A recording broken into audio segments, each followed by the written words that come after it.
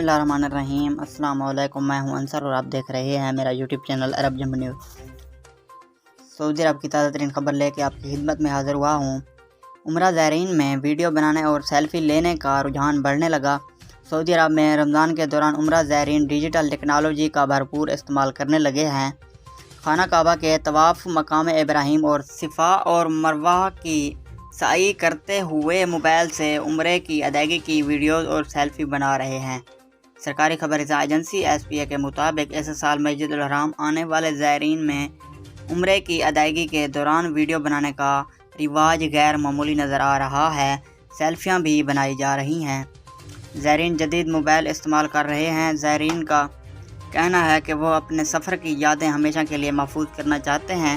Mobile video से बेहतर कोई और इसकी शक्ल नहीं हो सकती। अगर आज की वीडियो अच्छी लगी हो तो मेरी वीडियो को लाइक कर दें और चैनल पर नए हैं तो प्लीज़ चैनल को सब्सक्राइब करना ना भूलें। बहुत शुक्रिया।